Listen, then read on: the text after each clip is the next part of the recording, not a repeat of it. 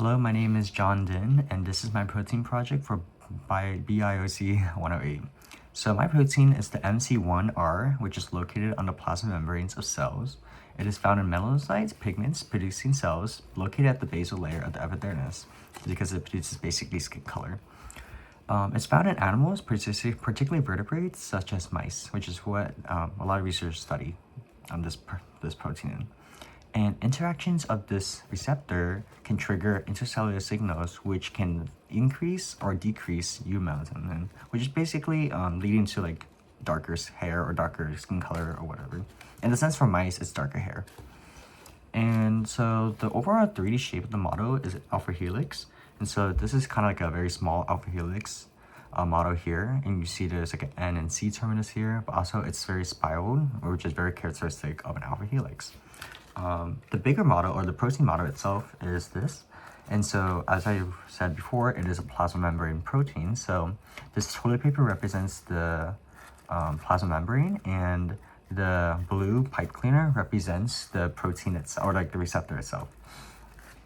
And as you can see, it can enter, it is on the outside, but also inside of the plasma membrane. There are no subunits to this because this is a G protein coupled receptor. And a normal function of this is that they have hydrophobic and hydrophilic interactions.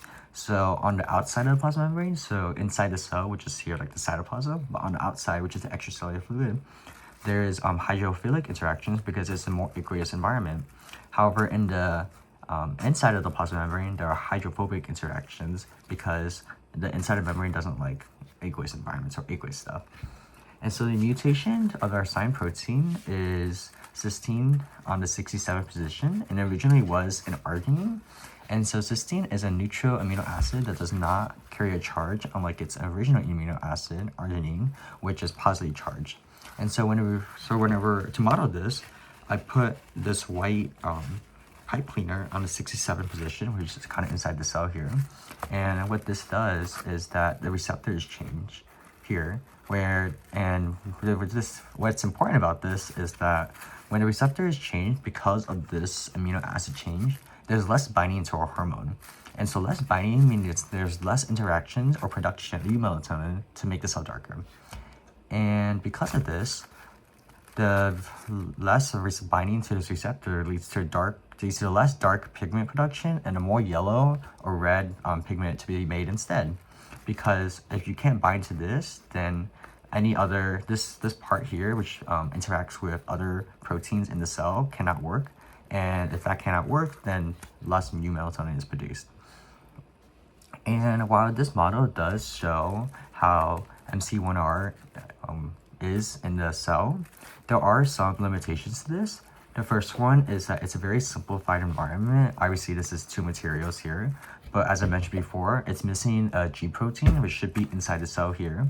And the G protein is GDP or GTP.